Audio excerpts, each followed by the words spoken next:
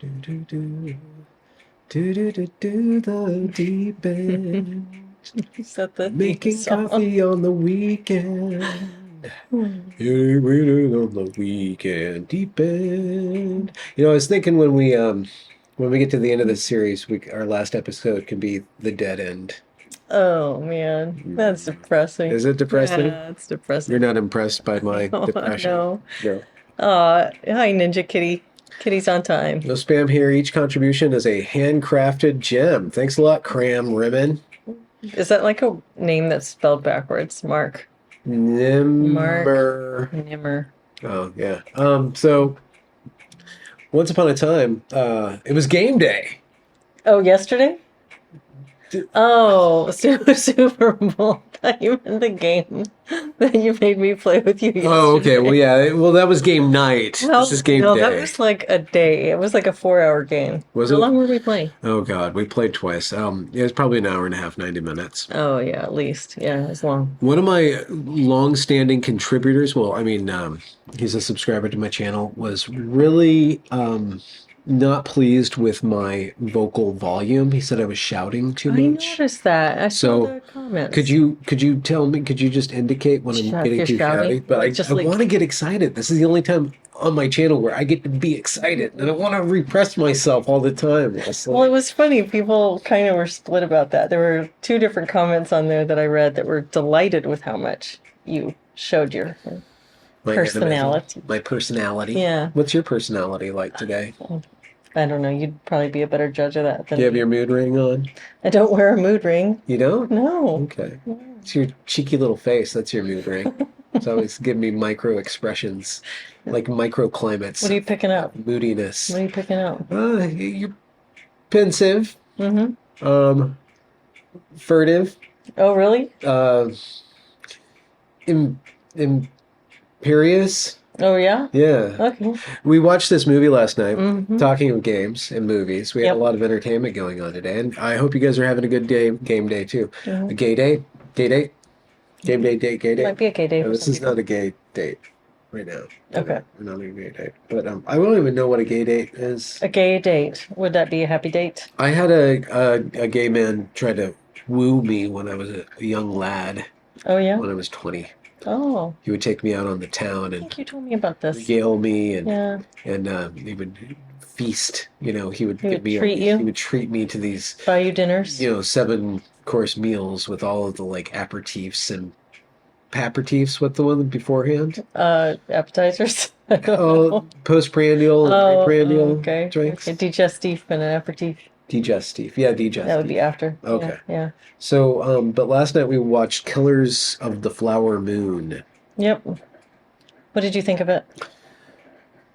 It was really difficult. Yeah. It was a difficult movie. I'll let you do your critique, but there was no moral. I didn't understand the moral parameters of the movie, so I was never invested in the movie at all, except for the lead female. And she just wore this blanket. She was this beautiful woman wearing this blanket the whole time and slowly wasting away under a I liked her a lot. morphine addiction.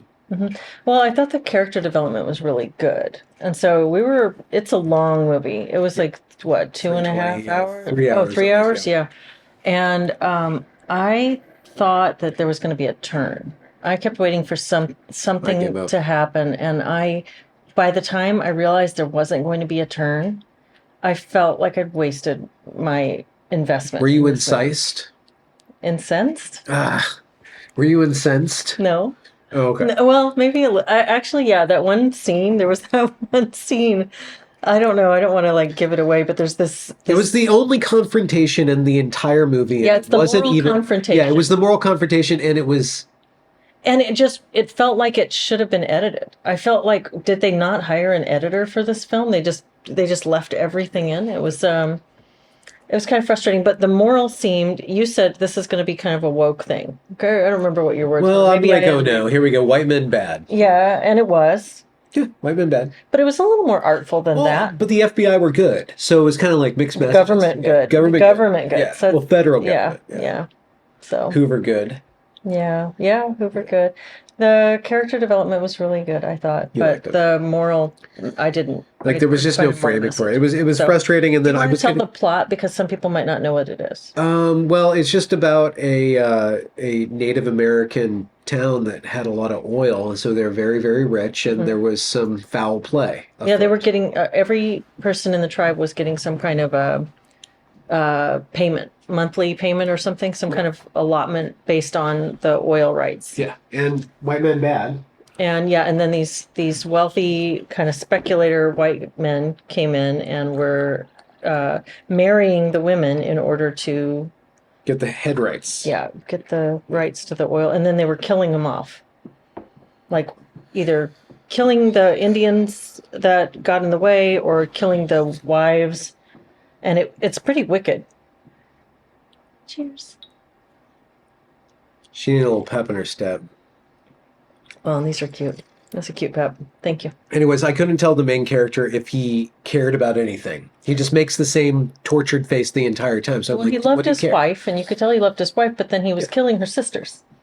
And you were watching her be devastated by that. And he didn't seem to care at all. He didn't seem to have any kind of... Well, I mean, it's kind of her fault for not stopping him either. Really? I don't know. You seem to agree with me. I know blaming the victim. I'm like, he's really stupid.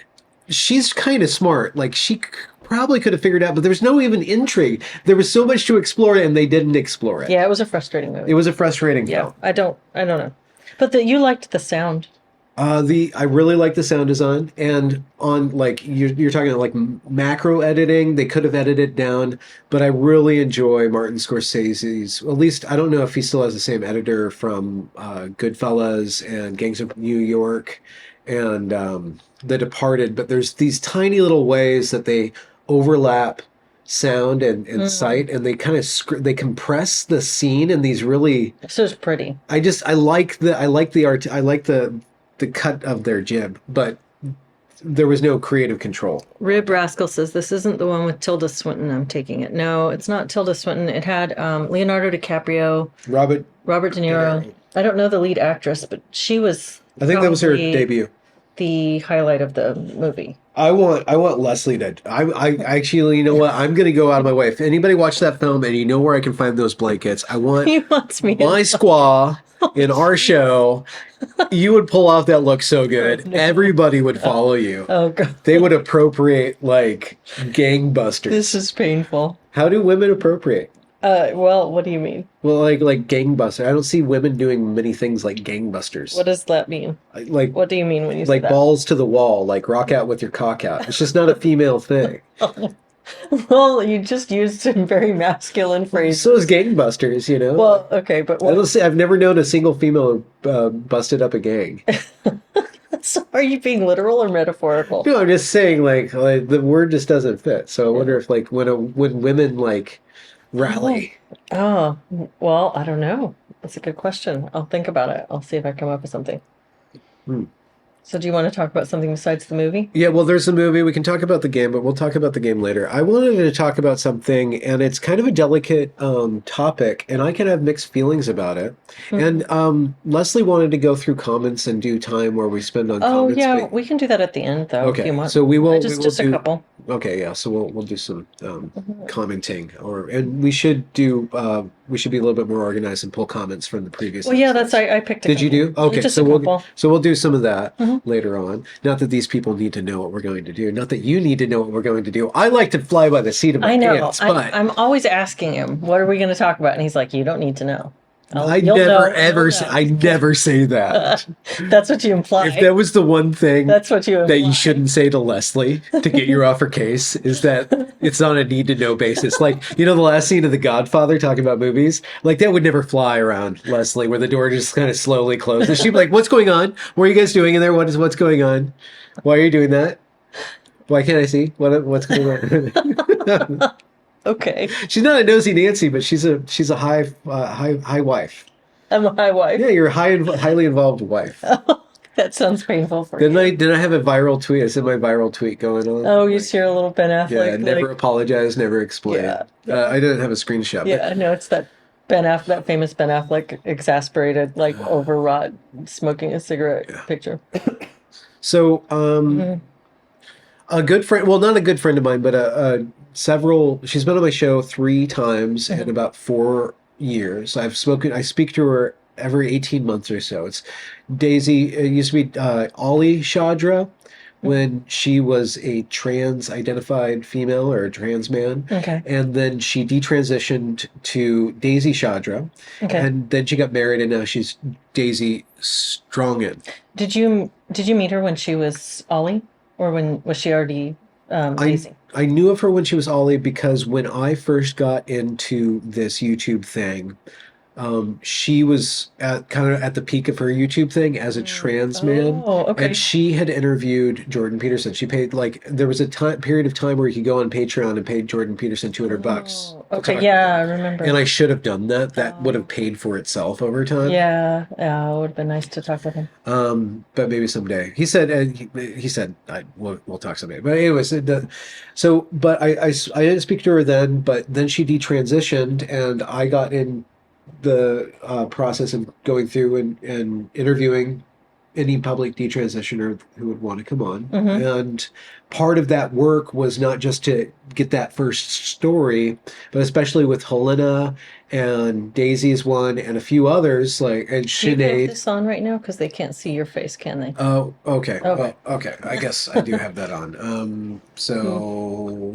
Anyway, so I think a part of the work that I really enjoy, and it's not just detransitioners, but especially young people Mm-hmm. or anybody, is just to kind of check in with them Oh, over time. and over time and Yeah. kind of get like a core sample, Mm-hmm. like what they do with cheese. They like poke the thing in the cheese and they See bring if it it's out ripe. and see if it's ripe, and you just want to see Keep tasting it over time. because humans It's an ripen over time. interesting They metaphor. ripen. Yes. So, but it's a conversation that happens, and you can check back in with the same person and watch the evolution of their life and their thoughts. And especially highly intelligent, highly capable young people Mm-hmm. in the ages of 20 to 25, which is the course of time that I've been interviewing Daisy. Mm-hmm. There's a lot of changes. Yeah. There's a lot of switches going back and forth and reconsidering herself. And then also the way she processes information and her values start to shift. And so it's been really amazing. And I interviewed her very recently and while we were in Hawaii, and that interview actually got a fair amount of play because she had been she kind of went viral because she was on a PragerU documentary Yeah.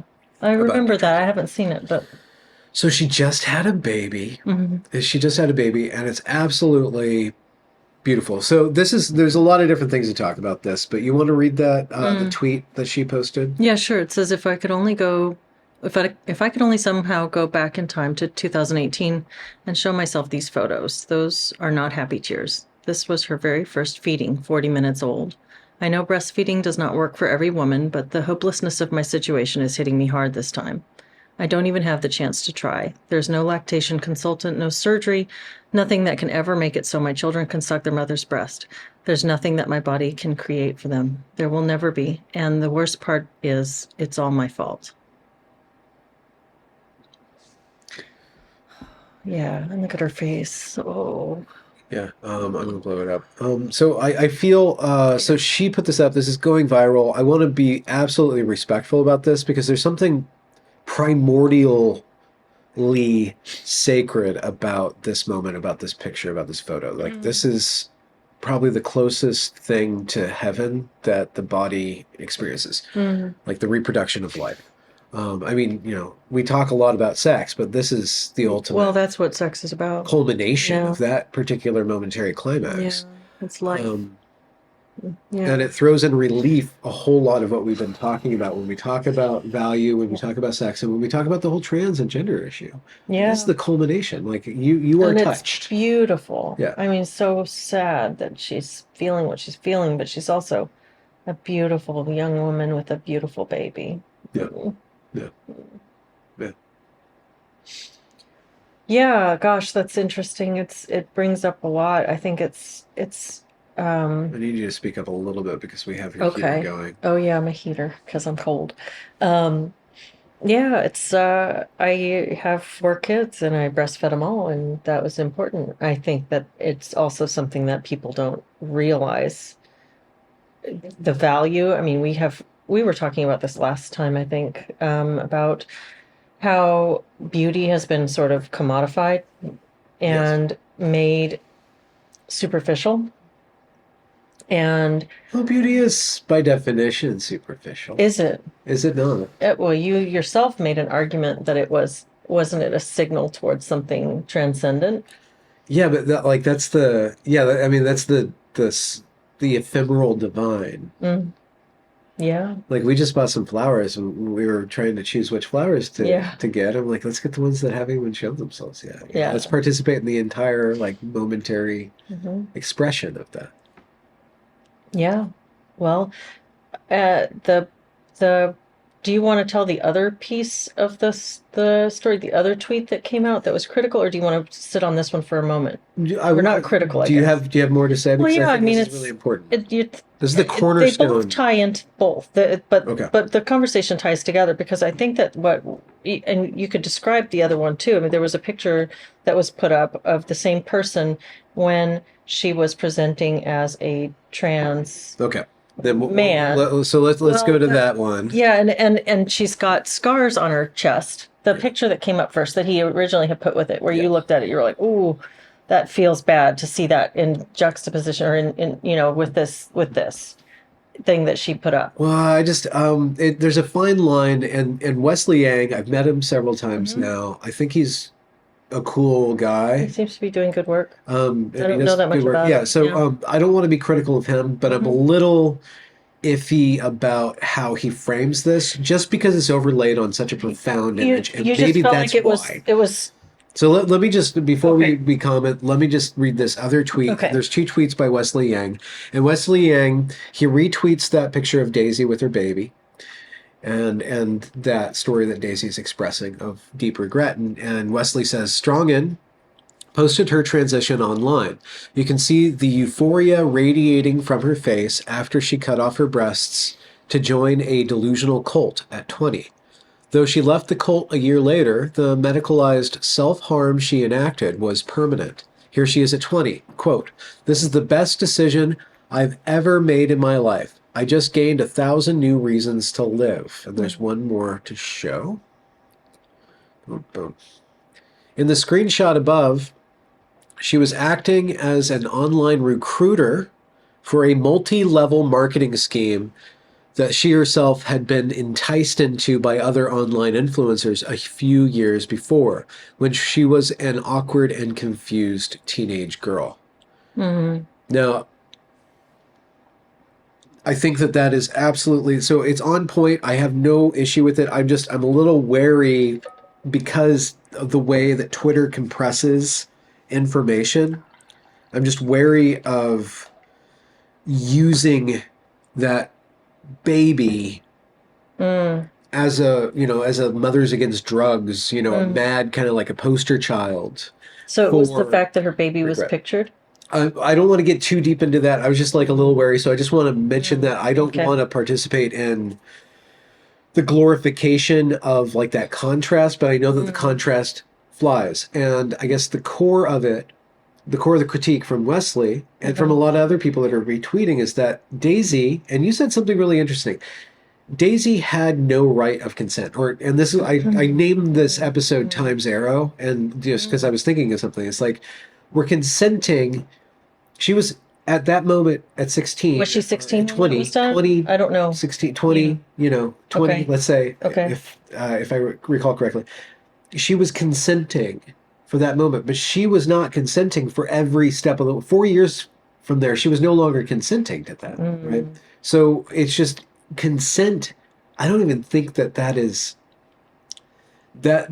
I don't think that's a philosophically explored domain. Like, what does consent actually over time incorporate? Because we know that along the developmental track, there are points at which we value different things differently, and we can predict that at some point, like I was saying when we were talking earlier, I was saying if you go out and survey a bunch of 16-year-old girls and ask them if they plan to breastfeed, they're probably all going to make like, that's gross. No, none of them are going to want to say that they're going to want to do that. It'll be the rare girl who says, "Oh yeah, definitely, I definitely want to do that." It'll be a very different picture if you survey 28-year-old women or 32-year-old women.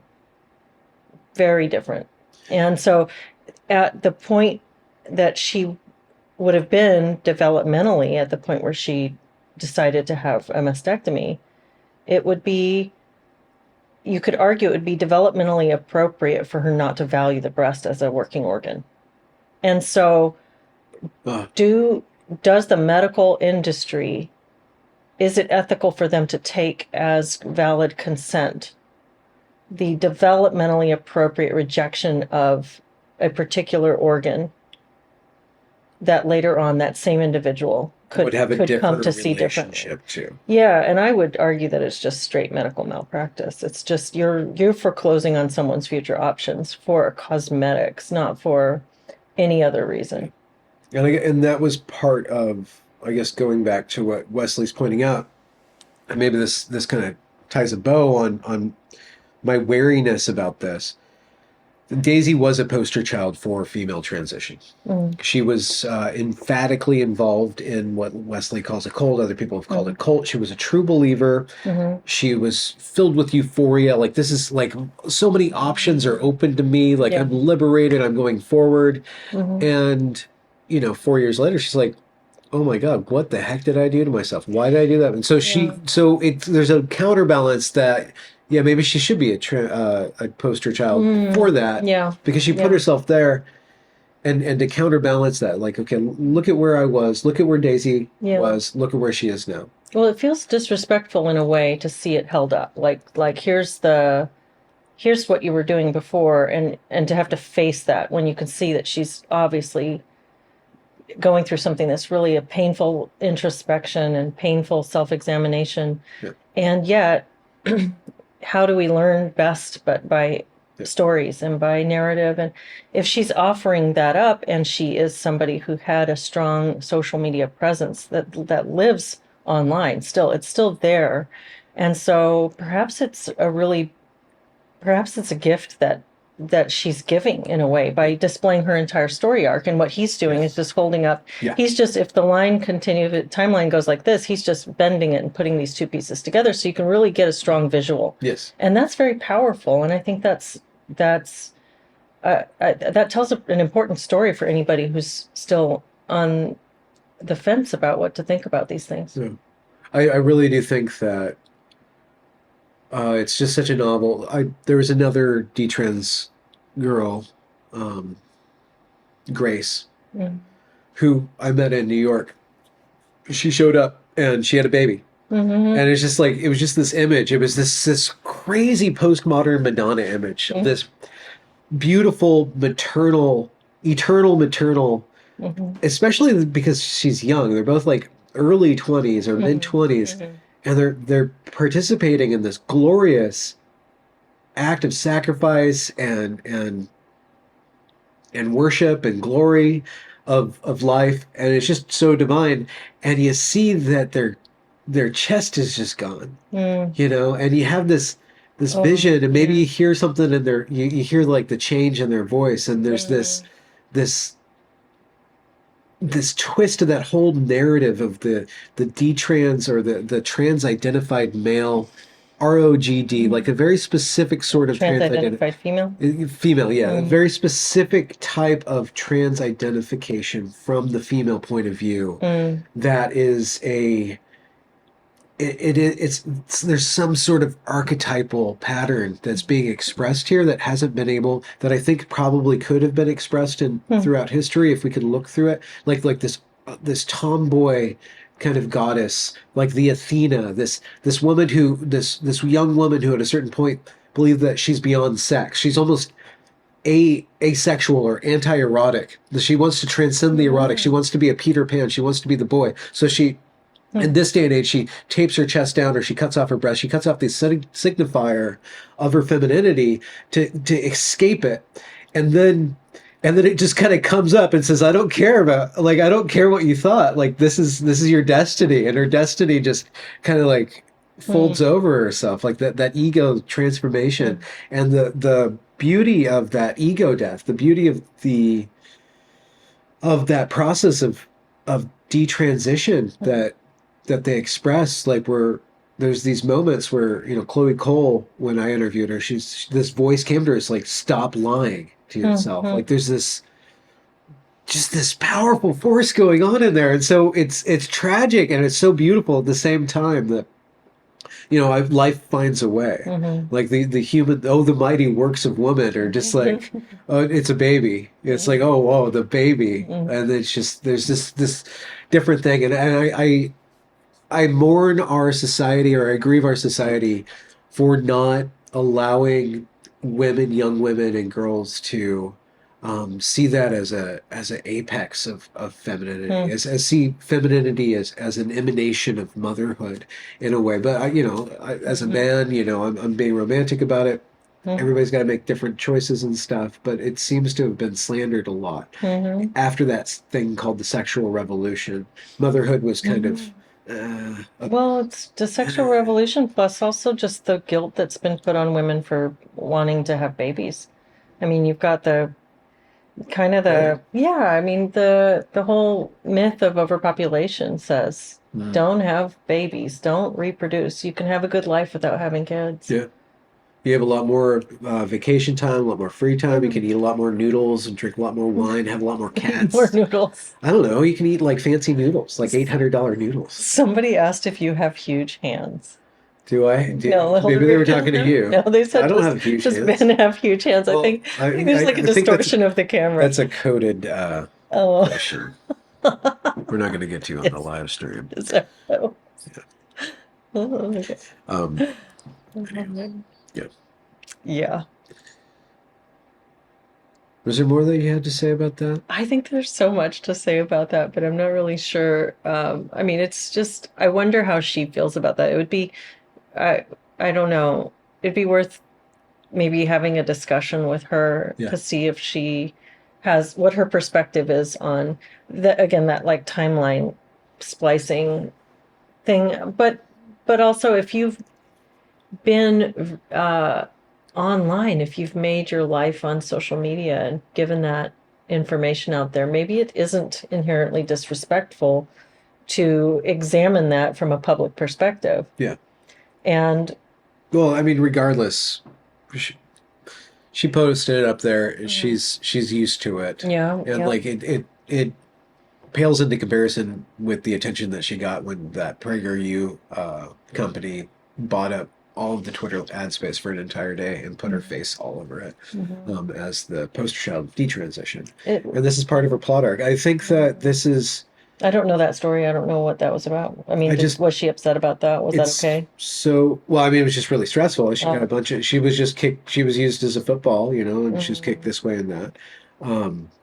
And she's aware of that, and she's been online for a really long time. And we spoke. Part of when we speak about that. She's always like, everybody thinks I'm navel gazing when I come on your show. I'm like, well, that's kind of what my show does to people, so don't worry about it.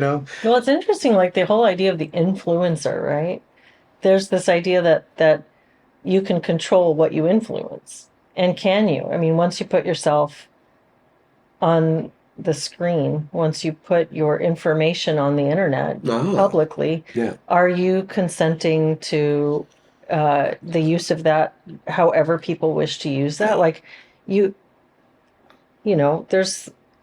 been a lot of people totally hating you lately, for instance, and I after that last debacle with the online attacks from do you want to it was funny. Okay, we could talk. No, I already spoke about that. Yeah, we talked. I said a joke and you said laughed. A joke. What was it? We were talking about. You and I had this conversation last time we did one of these about, and I think the gender neutral names for genitals came up during our conversation. So we were laughing about how awful these are.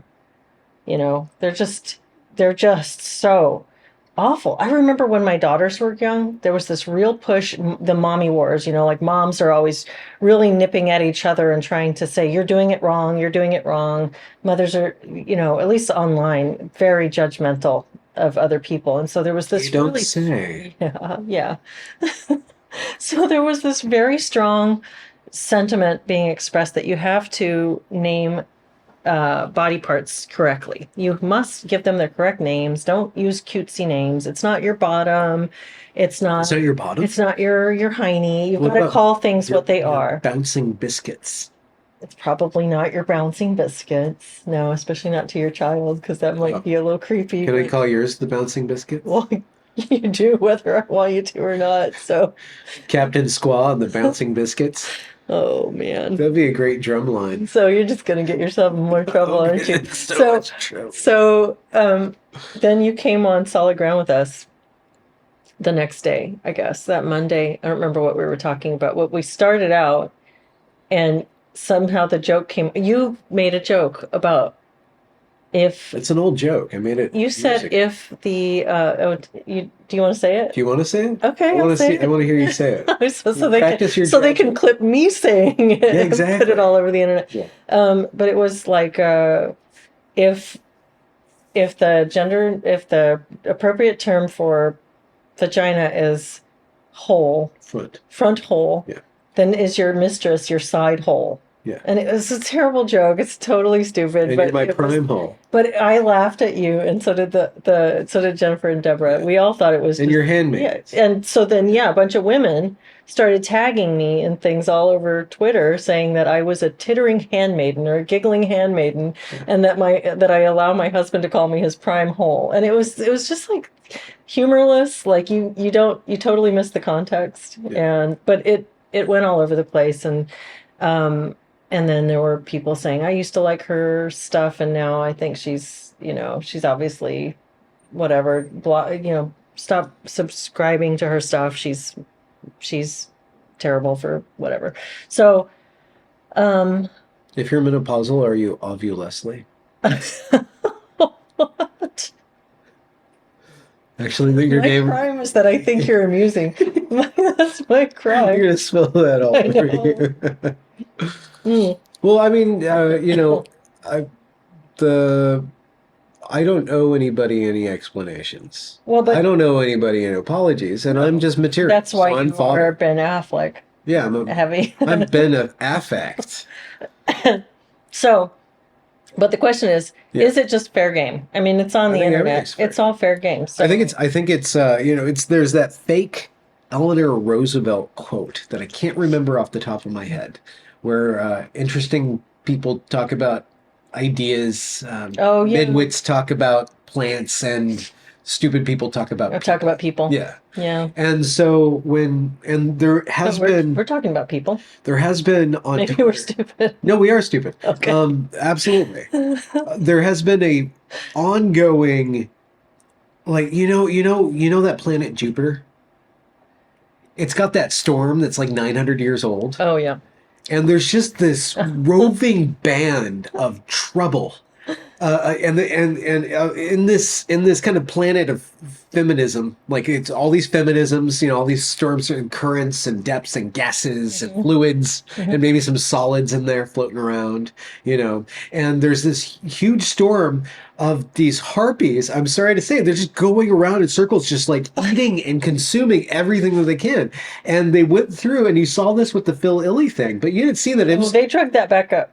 No, but when the Phil Illy thing happened, that dress game, that was the first time you were exposed to the full storming of it, and you're watching me, and you're worried about me because I was in it. I just thought, are you okay? They're saying, it's like I'm reading horrible things about you. Like I don't know how. Why would people say such terrible things? I guess I don't like this internet thing. Yeah, you're taking. I don't want to play this game. Yeah, you're taking the Andrew Doyle route. Yeah, it's. But awful. And then it kind of died down. Yeah. But it kept on going. They were just focusing on something else, and then they come around to Eva. Eva. Yeah. And then they get back on you, and then now they're going through Stella, and then they go through Andrew Doyle, and it's the same echo chamber or ecodome of some sort. It's the same people, and it keeps on just it's just like it's a phenomenon in and of itself, and more people are commenting on it. More people are getting aware of it. More people are like, okay, maybe Benjamin, he's a dumbass and a dickweed and whatever. Maybe he was onto something about like there's this phenomenon, and it's troublesome, and people. It'll be interesting to see how it shakes out. But it's never going to stop. Well, I wonder because it's really easy for these people to say mean things, and they love being mean together. They they follow each other, liking each other, and getting mean. It reminds me of the social justice thing, though. I mean, it's very much the same kind of thing that Orwell's house cat is going to come in. Oh yeah, Orwell's house cat. He's somebody. He hates me. Well, yeah, but he's going to say say. How many times does she defend feminism? Yeah, but he's going to say she's almost going to see the light. And this is the commentary. It's like, yeah, we all knew that feminism was proto-woke. That's the whole woke thing was preceded by SJWs, which was preceded by feminists. The ideology of this particular. Yes, but does feminism not get broken down? I mean, there's obviously different. They call them waves, but aren't there different elements of what is feminism? I mean, at its simplest, isn't feminism just the idea that women should have equal rights under the law to men? Should. Isn't that just the idea? Should. Should. Well, I mean, if you want to talk to Karen Strawn, and I would really love to have her on the channel if she ever consents to another interview, but she was one of the earlier iteration anti-feminists. Anti-feminist, okay. I'd like to hear so-called anti-feminists, who she goes through in her storytelling, if we want to get all Vladimir Putin on it, and I can't compress it all down there, is she makes an argument that feminism was never about equality. It was always about gaining things without giving up privileges. Okay. Women have had certain protections under the law over time, and they wanted more rights. They wanted more say in government, but then in exchange, like when men got the vote, it was in exchange for conscription. Women were never conscripted. They wanted the vote without having to pay for their lives for the vote, right? And so if you see that perspective shows feminism as advancing rights without giving up any what about the right to own property? I mean, if we're talking about voting, that's one thing, but property rights is another. Yeah. And so if a woman's husband dies and she's just his property, then what happens to her? Does she not have the right to be... Well, that is the legal case, and if feminism stopped there, it would just be liberalism. But it kept on going. But just it wants equal representation. Maybe foundational feminism is just liberalism extended to women? Then you don't need... It's just egalitarianism. You don't need feminism if you have egalitarianism. Okay. You don't need equity if you have equality. Something that says women should be in this picture, and it's not just men, and it's not just like white men. So there's not the 3/8 or whatever. What's this? Oh, like the what was it? The people who weren't white in the United States were once 3/8 of a man. Wasn't there that law? We're gonna get really messy here. Yeah. I believe that vote thing was about the North knowing that the South would just have all of their slaves vote how they in mass in block, which is kind of what the Democrats did anyways, but are doing now. Because it's a viable political strategy. It's the difference between, there's a lot of different elements to this. There's equality versus equity. There's authoritarian versus individualism or liberalism, I guess, in the sense of liberty versus authority. There's individual versus collective. And feminism, just as a term, already out the gate is aimed towards equity, collectivism, and authoritarianism. It's aimed for the unified voices of women. And this is why you see women such as yourself, who are exemplars of a strong, independent woman. I mean, myself accepted, and all the support that I give to you to make you feel independent and strong. All that empowerment that I kind of sneak up on you, and dump on your bouncing biscuits. Okay. I lost my train of thought because I started thinking about your butt. Oh no! Man, this is a great circuit of life. Women such as yourself are exemplars of what? So a woman such as you, as soon as you disagree with the women who are claiming the mantle of feminism, are a handmaiden, you're a class traitor, you are a second-class woman, and they are more vicious towards you than pretty much any man would be. That's just a purity spiral. That is a purity spiral, which is specific to feminists. Well, it's not. It's specific to the frame. Okay. Once you start saying we are fighting for women's rights, that assumes, and this is, I made a tweet about it yesterday. It was the Tucker Vladimir Putin tweet, like, oh, like this gender critical infighting is not new, Tucker. In order to understand, like, they've always been infighting. The history of feminism is infighting. You have liberal feminism versus rad feminism. You have sex positive versus sex negative. And if you go and you read The Rights of Women by Erica Bacchialoki, I'll link that in the description if I can remember to do that. That is a very well-documented history of feminism, beginning with liberalism and showing that feminism as a collective movement towards rights for women has always had tons of disagreement in it. But are you suggesting that feminism invented that frame, that process did not exist in social interactions prior to feminism? No, I'm saying that the People's Judean Front, or the Judean People's Front, it's inherent in the frame of feminism. I would even say. So you're saying it is a necessary component. It is a byproduct of collective action. This is what's going to happen in collective action. This is what's going to happen, and so this is just what's going to happen, because if the collective is trying to get a goal, anybody who's against that goal is no longer part of the collective. Yeah, it's utilitarianism. And so to name itself feminism is always already to assume that it's speaking for all women, speaking for women's rights. Like, what does that even mean? Unless it is tied and regulated by egalitarian or a higher kind of broader framework, or a transcendent ideal. What is woman? What is a woman? What is feminism's answer to what a woman is? And you see all the different feminisms are defined by their answer to the question of what is a female, what is a woman, what is woman's rights? Is a woman a rational agent? Is a woman an individual? Is a woman a mother? Is woman a productive, a reproductive member of society? And you see over the history of feminism where there's always been this tug of war, and liberal feminism has won out over and over and over again. And it's always at the expense of other kind of more conservative or more realistic, I would say, or more holistic views of what a woman is. And the gender, and this is the last thing I'm going to say, hopefully I haven't been yelling this whole time. Somebody's going to say that you are, I'm sure. This Daisy's plot arc shows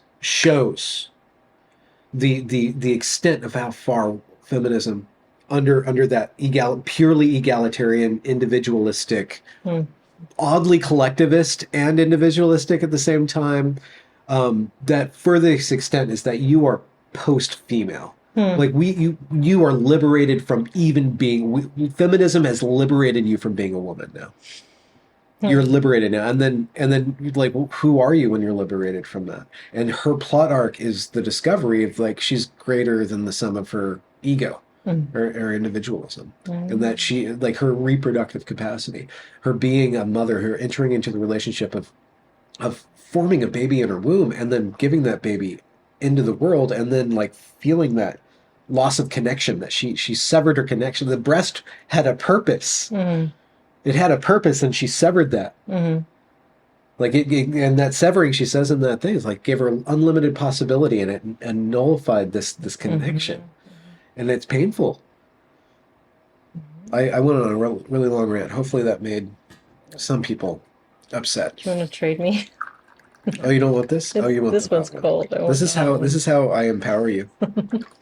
Yeah. It's my empowerment fluid. I don't know. I'm gonna just. I don't have a lot to add or respond to with regard to feminist philosophy, because it's just never been something. I'm sorry.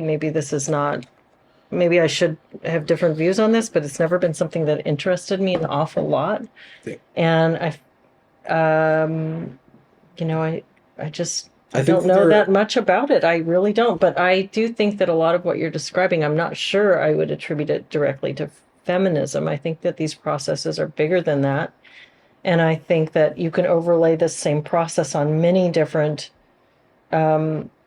developments, social developments. I Such think as? that, I mean, what we're talking about, that basically this whole purity spiral, this group think, and the way that people peck at each other. I do see it in the context of feminism, and I think that I see what you're saying, but Well, it might be because feminism is kind of so small that it I'm not sure. inculcates I it think more. gender ideology, I'm not convinced that it's a direct outgrowth of feminism. I think that it maybe is, maybe isn't.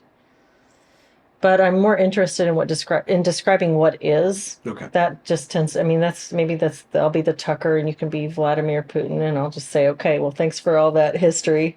So let's get to the point. What's the point? Who blew up the Nord Stream pipeline? What is the Nord Stream pipeline of gender critical? The turf wars. Is that what it is? I don't know. I don't know either. I mean, I really think that it is interesting to the way that people behave online, the way that people bully each other, and this kind of it exemplifies the very thing that I have been disturbed about with the social justice ideology, which is the complete nullification of the individual in order to press one's point. So, for instance, the hypocrisy is so blatant when people are. It's just the same thing as calling, if you have a racial ideology and you're trying to get a point, your anti-racist ideas across, and a black person disagrees with you, you dismiss them and call them an Uncle Tom. Well, he's because now that it's like you use the. Did you hear the white face of the black face of white supremacy? That's what they called. That's what the LA Times. Larry Elder. Yeah, I heard that. Was it Larry? I think so. Yeah, and these people who are talking about how they don't like you because you are a misogynist. Benjamin Boyce, he's a terrible misogynist. We can't stand him. He's a terrible person. Guy. Okay, thank you for adding that little spice, the voice of seasoning. The voice of seasoning. So yeah, but then in the next breath, they'll say, and look at his wife, she's a tittering handmaiden. They will say the most misogynist thing in order to call you a misogynist. So it's like, get out of here, you're not a real woman. He doesn't believe that women are real women, and it's just, it's cutting off your nose to spite your face. And I see that process over and over again. And I have been thinking that a lot of it is collectives. A lot of it is just collectives, because Tribalism. And also the anonymity of distance. It's like driving in your car. You can get mad at the people in their car and assume all kinds of things about them, and road rage, yell about the guy over there and what an asshole he is. But if you were really looking at him, and if you were sitting in his car with him and watching the judgments that he made, you might see him as a human being. You're distanced from him. And so you can start to treat people in a less human way. You're making a lot of faces, so you have thoughts. No, I'm just thinking, like, because we were driving and somebody was driving dumb, and I was trying to get through to him. I was looking at his side mirror. I'm like, were you willing him to? Like, no, I'm just like, do you understand that you're jacking my cruise, man? When I'm on the road, you need to understand, like I'm cruising. It's all he can do not to wave at women. It's a lot of pent up cruise energy. Are you talking about me? Yeah. Okay, yeah. No, it's like, no, my hands are on 10 and 2. There's no waving at women. All of my erotic libidinal force is in that gearbox and on that pedals and the wheelie thing. Oh no. And the tires and the feel of the chassis and the road curves and all that stuff, like that's where it is. So yeah, so that's your libidinal force. Do we? No. People? I was just checking the time. Okay. Oh, it is time. I bet it's game time, right? Is it game time? Do you want to look and see if there's any comments you want to respond to, and then I will pull up some from last time. Oh, you know what? We started 10 minutes after, so we have 10 more. Oh, we do. Okay. Do you want to give your first impressions of Ark Nova? Oh gosh. Oh gosh. It's complicated. Okay. It's got a lot of different. Yeah. This is a board game. Yeah. Do you have it? Yeah. Do you want to show it? Well, I No? put it over there. It's Okay. there's too much to even show. Like I Oh, would have had. gosh. Did you take I a can picture? send you a picture. You can put it up. Just airdrop it to my Oh, okay. thing. Yeah, it's complicated. We were playing this. We played it two twice. nights in a row, and I felt like we were having arguments. It was so intense. It was pretty intense. Airdrop. Yeah. Okay. No people found. Oh, there you are. Just give it a second. Give it a Okay. second. Yeah. So it's a board game. You're building a zoo, and you get different cards. So there's this big old deck of cards, and you wait. How do I do this? So You have to accept up there. why does it do that? Accept. You want to look for. There you go. It's super complex. Shoot. I don't know why it puts it. Mm. Was that yesterday? Yeah, it was 2 days ago. Today? No, it was Yeah. last night. Okay. Yesterday, February 9th. Wait. Well, that? I Okay. play games with you because I know how much you enjoy it. Yeah, so this is Ark Nova. This is just the 2-player. It goes up to 4 people. It's on the screen now if you're listening to the podcast. And thanks for tuning into the podcast. And there's this cool thing.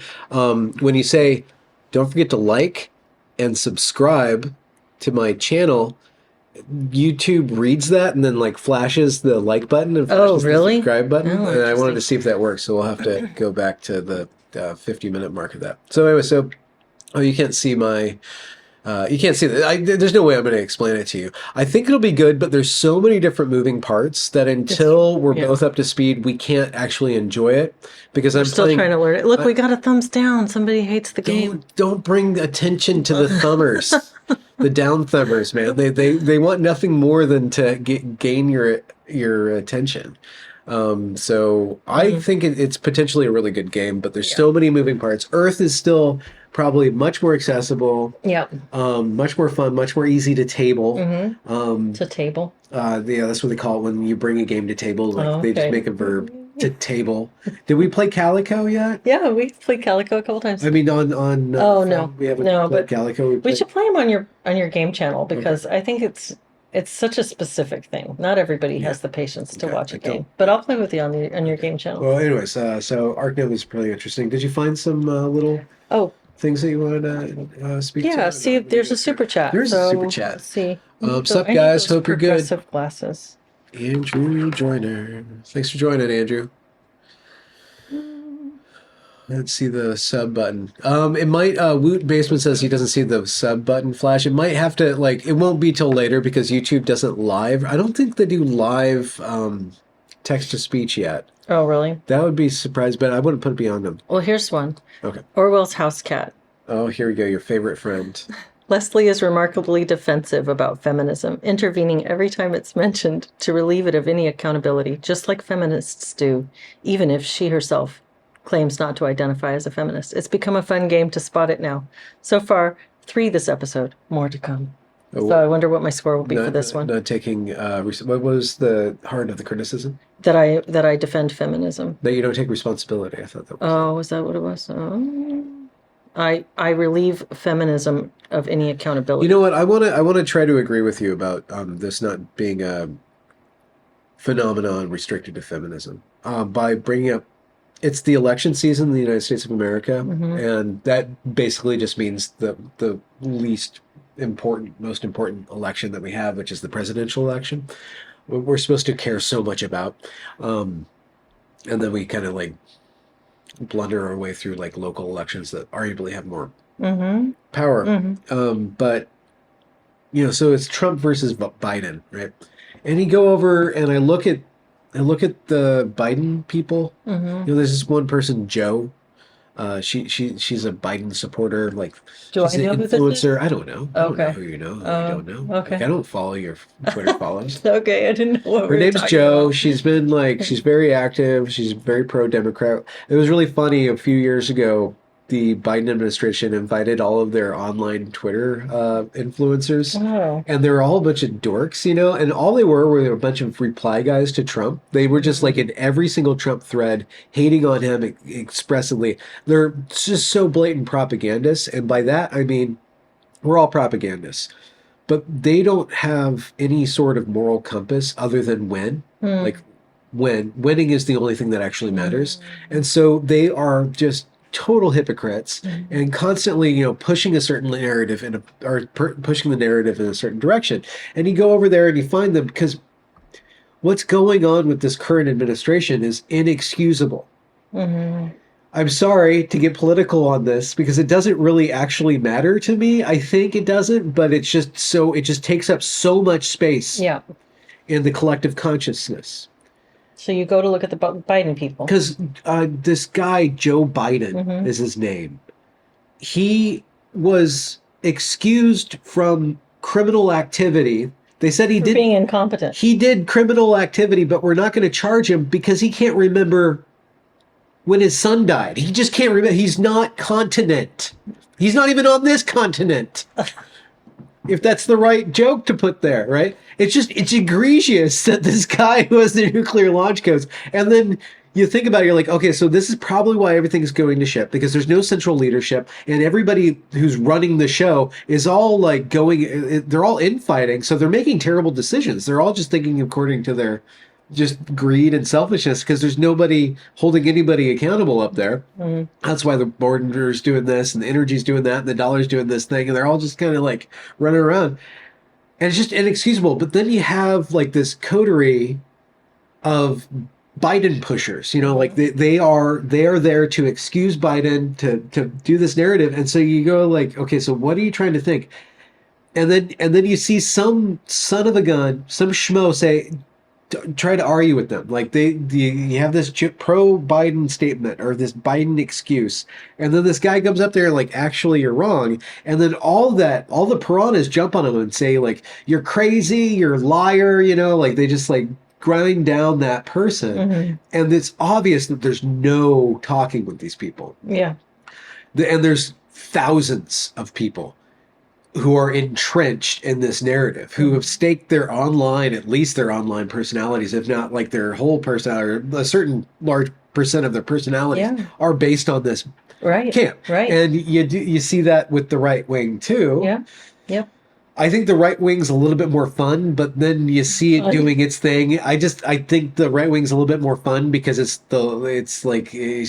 just like a bunch of clans right now because there's no unifying principles right now. So there's a lot of jockeying for power. So it just seems like it's generating more discussion than the left for me. And plus, like, the left generated some things that I'm really just not sold on. And so I'm kind of tending to favor more right-wing ideas. Okay. But I like the discourse. Just right now?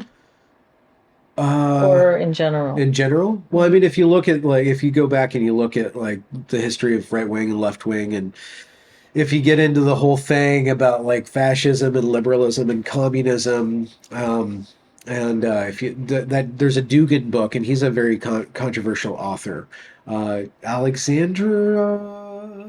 Alexander Dugin. He's a Russian philosopher. He's called Putin's Brain. He's got this really interesting perspective on Western history, where there were these three competing political systems: fascism, communism, and liberalism. And they fought it out over the course of the 20th century, and liberalism won. And the problem with liberalism winning is that it's resting on its laurels, and there's no other system that's competing with it or challenging it. And there's certain fundamental problems with liberalism that is just taking for granted. It's at the end of history. It has nothing to balance it. Capitalism and democracy are just like, we're at the end of history. What's the alternative to liberalism? And without a fourth way, without another political system, this is Dugin's thought, and I'm crunching it down extremely. Without like a competitor to liberalism is just going to slowly decay and fall apart. And Dugin's got levels some pretty intense critiques against it. I just like the dissident right because they're into critique mode, and I'm waiting for them to actually propose positive ideas. And the most solid, across the board, positive idea that I've seen the right come up with is small communities that are reliant on each other, based on some sort of moral foundation, and probably like it or not, with a traditional religious Mm-hmm. thread running through it Mm-hmm. that is more or less given lip sync to or actual sincere devotion to the religious theological aspect, but as a binding principle, that's the only way to actually be functionally anti-globalist. So kind of a radical decentralization. It would be a distributism. Yeah. Okay, interesting. But you started that chain Tirade, I'm in chanting order so to much. agree with me Yeah. about something. That the particular virulent behavior that we see eroding from within the gender critical so-called cause, that purity spiraling, that echo chambering, that tribalism, um, and certain of those really nasty tactics are in political discourse broadly. They are Yeah. there in other political discourse broadly. The thing that I find particularly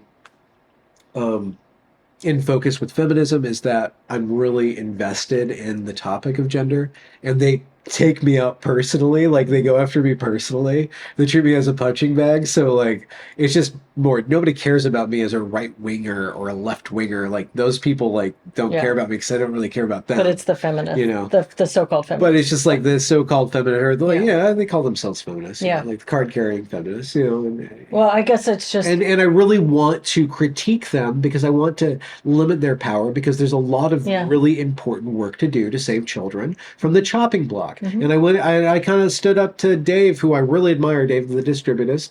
He went after Lindsay because Lindsay behaves in certain ways that turn a lot of people off online. And Dave kind of mocked him about that book on the queering of the American child. And I stood up for Lindsay. And I don't stand up for friends. I don't like playing that game, but I'm like, this is a really good book and it's really important. It's a lot of important information for parents to understand what is happening in these schools. And Dave's like, yeah, I get that. I was just making fun of Lindsay. I'm like, yeah, I get that too. But defeating you're telling me to shut up here. No, I'm not. I'm No, you're squeezing my volume button down there. Not the volume, just pace. You could.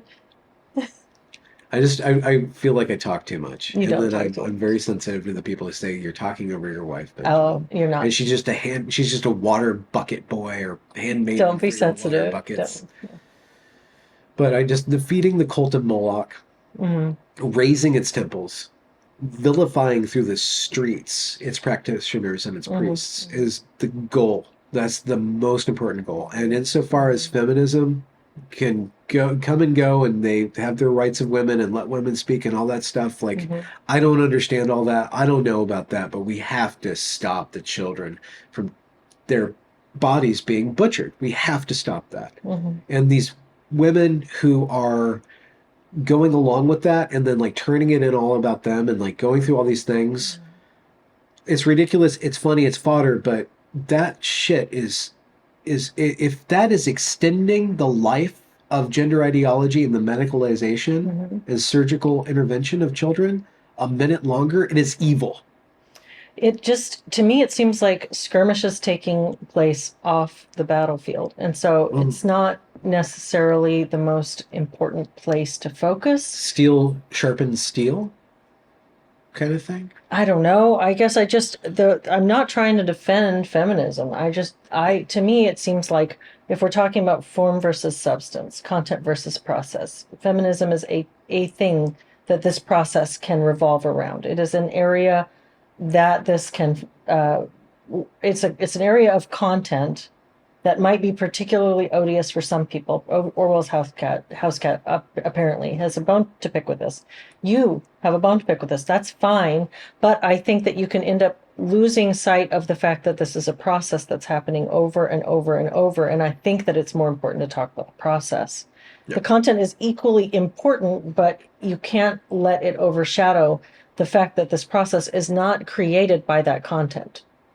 Do you understand what I'm saying? Yeah. And so I guess when we're talking about like the gender medicine thing, gender affirmative medicine, to me, it's a question of medical ethics. And so what a whole bunch of people think about it, and all the bickering that happens in the little Twitter accounts here and there, it just seems like it's noise. It's noise. At the end of the day, this is a medical ethics question. This is a scandal. It's malpractice. It's very clear and that's the place to focus. And going and having some snippy little, back and forth with some person who doesn't like the way you joke with your wife. Not you specifically, but like, this whole thing, this seems like, it just feels like not a very interesting place to. See, you are like Eleanor Roosevelt. I want to argue ideas, not people. Yeah, maybe. Do you have any? Is there? You should read the super chat that you got. Was there another? Yeah, I read it. Oh, you did? Is there a particularly admirable person in your life, like somebody that you've looked up to over the years? Somebody who my dad. Yeah, your dad. Yeah. Why? What quality do you really admire in your father? Or qualities? He's very good at seeing all sides of a thing. He's able to be dispassionately analytical about things and equally compassionate to all sides, which is, I know that sounds like a bit of a contradiction, but he is non-judgmental most of the time and more seeks to understand. And so I have always really admired that in him. Even when I was a kid and I did things that were like I'd get in a lot of trouble with my mother, and my father would be understanding. He would more feel bad for me that I'd gotten myself in that trouble, and he would. Did you, in one of our conversations, do you remember you told, or maybe just in our private conversation, our public conversations and our private conversations, there's just this story of you getting in trouble and walking in and like the way that your dad looked at you. Yeah. I wonder if we told that I don't before. know if I've told you that. Yeah, you don't have to. You'd have to go through the whole story. I'd have to tell you the whole thing. But like there's this. Yeah, my mom got super mad, and it was something that was pretty awful. And I got into a lot. No, you ran over a homeless guy. I was 15. I shoplifted. Yeah, me and my girlfriend stole some stuff and we got caught, and then we were being held by the little security guard, and my mom got called and I was picked up, and my mom was furious. She was furious, and she like smacked me and yelled at me, and I got this terrible dressing down all the way home. She was so angry. She was just seething she was humiliated that I had done that, and she was also so disappointed in me. Just like how could my child. Yeah. And so the anger was palpable, literally. And then I got home and I walked in the door, and my dad she must have told him, so he knew exactly what had happened. And he was sitting there reading a book, and he put his book down, and he looked up at me, he goes, "Hi, honey." And he like gave me this like really. It was gentle. He greeted me. He looked at me. He looked sad. I felt his disappointment, but I also felt like he loved me. Yeah. And in that moment, I felt like really guilty that I had disappointed my father. And I didn't feel a drop of guilt towards my mother. I felt pissed off and defiant towards my mother that whole time, and she was railing against me. All it did was make me feel ragey and defiant. But did she not give you room? So he gave you room to correct yourself, and she didn't give you room to correct yourself. Yeah, I guess that's one way to look at it. And I think like later on I came to understand my mom's perspective, but in the moment, yeah, as a kid, that that kind of stayed with me, that his response was it wasn't about him. It was about what I was doing. And his, I guess on some level it was also that it showed that he had faith in my own moral development. Like he could see that I would be in a complex space with what had happened. And she didn't have that. She just was, I think there was a desperation to put me on the right path, Yeah. So, I don't know. Yeah. It's hard. I guess we should wrap up, but that broaches the topic of authority and direction. And we're kind of like, we've been flirting with that idea about the conversation around like whole nother conversation. What is authority? What is correction? What is proper correction? Mm-hmm. What is guidance? Do we guide each other in the same way we guide the boys? And I think like there's a continuum of guidance going on. Well, it's really informed my perspective as a parent. I really don't like to parent using anger. I use it. It's a seasoning, the voice of seasoning. Yeah. You should put that on your apron. I like volume. Yeah, you do. But anger is, Anger is feeling it. Yeah, I don't like feeling. Yeah, I believe in trying to be in control of oneself. Positive regard. That is the ideal. Mm. Patience, positive regard. Yeah. Yeah. Yeah. A little bit of Did you have bullying. any comments you wanted to read before we wrap up, or I don't think so, but did you I stop with did that? have like, I tell you guys my idea Mm-mm. about, yes, we should wrap up, but I just had this idea that, there's this massive wave of homeschooling going on. Mhm. And we know from the millennials and Gen Xers, or Zs, we know as a society that a bully-free zone creates probably the biggest assholes on the planet. Mm. Like without bullying, there's some sort of uh, developmental process that a kid misses out on. So as I was thinking of forming for these homeschoolers, trauma-informed, psychologically responsible bullying, where I kind of go in there, I hang out with them, and I mock them relentlessly, and I'm trying it out on your kid. Um, he had this. Can I tell the Brie story? Oh no, yeah, No, poor kid. poor kid. Oh man. He was trying to cut Brie. The cheese, not Larson, not Brie Larson, like just the cheese. There was this block of cheese. It would have been sitting on the counter. It had been room temp. so it was room temp. It was kind of squishy. He kept squishing it. And he had a knife, and he was over there. He was complaining about cutting the cheese. And But you there's a joke there. understand that it was because he wanted a nice cut and he was mushing. And he like and he just like and he was going after it, and like you were just like you're like I'm not touching this, and I'm like I He can't. was really upset. He was getting He more was and more getting frustrated. frustrated. And like I'm like, how can you not cut? Geez, so now and then what happens, and this is where it pulls, and then like earlier this week, Leslie wants to make me a charcuterie, No, you're showing me. and she takes out a steak knife and tries to cut some Gouda, which is a medium soft cheese, and she misses and lops off of her finger off with a serrated blade. So now there's like this public service announcement: how many days of successfully cutting cheese? And there's 2 steps to cutting cheese. 1, cut the cheese. 2, don't cut yourself. So we're working with both of you guys to figure out like this is how you cut cheese. And like with Adrian, with the boy, like you just have to make a decision, go through it. You don't wait for the cheese to let you cut it. You cut the cheese. You go in there, you make the decision. Like he has a problem with just like committing to this act, and like a knife doesn't naturally just spread something out. Like, Yeah. but it will if you're just like waiting for resistance. You have to go in there. You have to Yeah. cut the cheese, Well, and you have to like not cut yourself. So And you are an expert on cutting the cheese. I'm cutting the cheese night and day around here. Here we go. We're not quite at the I farted T-shirt stage in our relationship, Yeah, or who no, farted. well, that won't be a shirt I would ever wear. Leslie Nielsen fart machine. Thank you guys very much for tuning in. Like and subscribe. Follow Leslie at the Radical Center. She does live streams every Monday at 10 a.m. Pacific.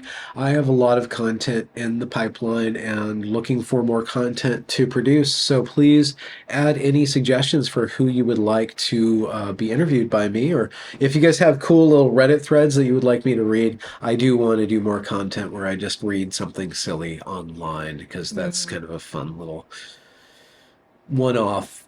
Yeah, it is fun. It's good. It's good to listen to. Let the hair down. Thank you guys for joining us. Yeah. And have a good Sunday. Yes. Have a good week. Oh yeah, and enjoy game day.